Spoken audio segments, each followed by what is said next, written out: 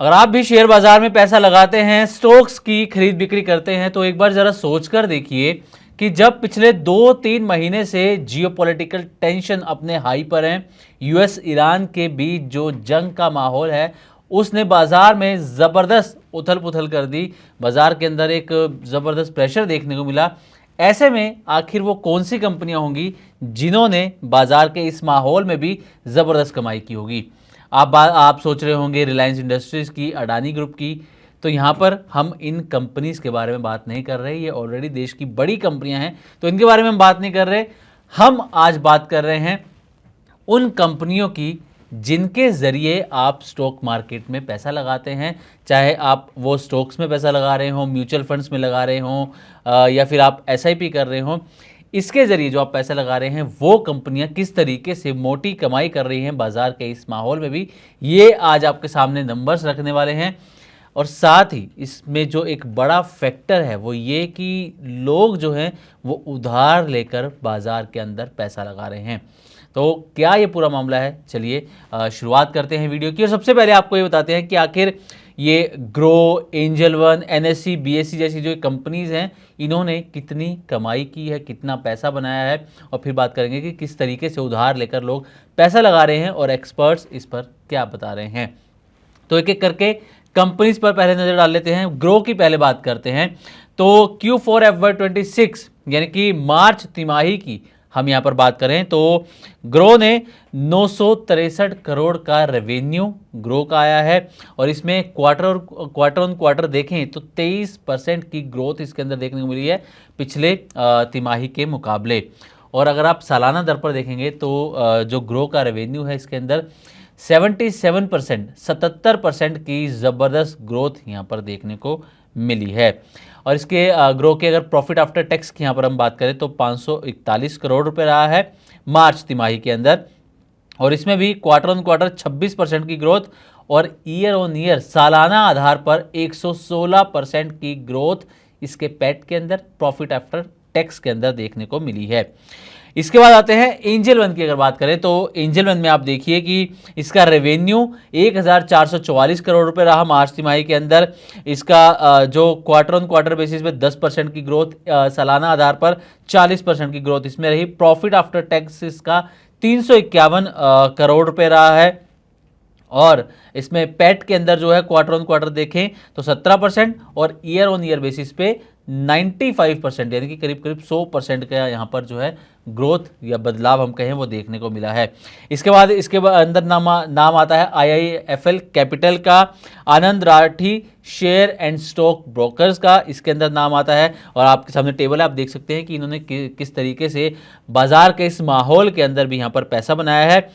Stock exchange की अगर यहाँ पर हम बात करें बीएससी और एनएससी की, तो बीएससी के अगर आप नंबर देखें, रेवेन्यू अगर आप देखें मार्च तिमाही के अंदर, मार्च क्वार्टर के अंदर, तो ये 1564 करोड़ रुपए रहा है, जिसमें तिमाही आधार पर 26% और सालाना आधार पर अगर देखें तो 85% की यहाँ पर तेजी या ग्रोथ देखने को मिली है।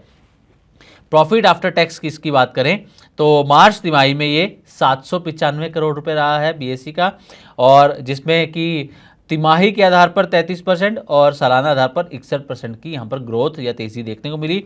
अब एनएससी की बात कर लेते हैं, सबसे बड़े स्टॉक एक्सचेंज की बात करते हैं। 4968 करोड़ रुपए इसका रेवेन्यू रहा है मार्च तिमाही के अंदर, और इसमें क्वार्टर ऑन क्वार्टर बेसिस पे देखें 27% की और सालाना आधार पर 32% की ग्रोथ देखने को मिली। पैट जो है 2871 करोड़ रुपए रहा, क्वार्टर ऑन क्वार्टर 19% और ईयर ऑन ईयर बेसिस पे 8% की ग्रोथ इसमें देखने को मिली। और ये जो डेटा है एक्सचेंज फाइलिंग्स को दिया गया है, जिसके बाद ये सारी जानकारी निकलकर सामने आई है। तो अब आप अंदाज़ा लगा सकते हैं कि कैसे ये कंपनियां जो हैं पैसा कमा रही है, मुनाफा कमा रही हैं। लेकिन इसके उलट एक कंपनी है मोतीलाल ओसवाल, इसमें जो है वो इसके रेवेन्यू में कहें या पैट के अंदर कहें वो गिरावट जो है देखने को मिली है। इसका रेवेन्यू जो है मार्च तिमाही में 941 करोड़ रुपए रहा है, पिछली तिमाही से 23% ये कम रहा है देखा जाए तो। और इसका प्रॉफिट आफ्टर टैक्स जो है वो कम हुआ है, 49 करोड़ का घाटे इसमें देखने को मिला है, और यही एक कंपनी है जिसमें जो है घाटा भी देखने को मिल रहा है। अब आते हैं जो बात हमने की थी, उधार लेकर लोग पैसा लगा रहे हैं। दरअसल ये जो आप देख रहे हैं कि स्टॉक ब्रोकिंग कंपनीज की जो ये रेवेन्यू बढ़ा है, प्रॉफिट आफ्टर टैक्स बढ़ा है, इनकी जो कमाई बढ़ी है, उसके पीछे जो एक बड़ा कारण है वो है एमटीएफ, जिसे हम कहते हैं मार्जिन ट्रेडिंग फैसिलिटी। अब इसमें होता क्या है कि अगर आसान शब्दों में समझें तो मार्जिन ट्रेडिंग फैसिलिटी के अंदर ये होता है कि लोग उधार लेकर जो है मार्केट के अंदर पैसा लगाते हैं, ट्रेडिंग करते हैं। और इस केस में भी यही देखने को मिला है कि लोगों ने उधार लिया और ज़्यादा पैसा जो है ट्रेडिंग में लगाया। और कंपनियों को फ़ायदा इससे क्या होता है कि एक तो जब आप मार्केट में खरीद बिक्री करते हैं तो उनकी ब्रोकरेजेस उनको मिलती है, यहाँ पर एफएनओ में जब आप पैसा लगाते हैं तो उसकी ब्रोकरेजेस उनको मिलती है, साथ ही जो आप उससे उधार ले रहे हैं, जो आप उससे लोन ले रहे हैं, उसका ब्याज भी आप उसको चुका रहे हैं। तो इस तरीके से ये जो कंपनीज की कमाई जो है वो यहाँ पर दो तरीके से आती हुई नजर आ रही है, एक ब्रोकरेज के रूप में और दूसरा ब्याज के रूप में। तो इस वजह से इन कंपनियों की कमाई बढ़ रही है। और आप जानते हैं कि ये जो ब्रोकरेजेस हैं, जो आप जिसके ज़रिए आप पैसे लगाते हैं, ये अब लेंडिंग के बिजनेस में भी उतर रही हैं। ग्रो की भी अगर बात करें, लेंडिंग के बिजनेस में कंपनी है अपना जो है और ज़्यादा एक्सपेंशन इसके अंदर कर रही है और ये लोगों को कर्ज भी देती है, लोग वहीं से कर्ज लेकर आगे ट्रेडिंग में पैसा भी लगा रहे हैं। अब इस पर Anand Rathi share and stock brokers के whole time director Roop Bhootra का क्या कहना है, ये आपको बताते हैं। रूप बुत्रा कहते हैं कि कंपनियों की जो एक कमाई बढ़ी है उसके पीछे दो बड़े रीजन है, एक है डिस्ट्रीब्यूशन और दूसरा है एमटीएफ यानी कि margin trading facility. Margin trading facility जो है उसने इन कंपनियों की आय को, रेवेन्यू को खूब बढ़ाया है और ब्रोकर्स ने भी अपनी जो एमटीएफ बुक्स है इसको और ज़्यादा जो है विस्तार किया है। इसका कंपनियां जो है तेज़ी से इसके एक्सपेंशन के ऊपर काम कर रही हैं और लैंडिंग के बिजनेस में भी कंपनियां आगे बढ़ती हुई नजर आ रही हैं, जिसकी वजह से इनकी कमाई, इनके रेवेन्यू में जो है वो यहाँ पर इजाफा देखने को मिल रहा है। बावजूद इसके जब मार्केट में उथल पुथल थी, लोग उसके बाद भी मार्केट में पैसा लगा रहे थे इन कंपनियों के जरिए, क्योंकि इन्हीं से उधार लेकर लोग पैसा भी लगा रहे हैं।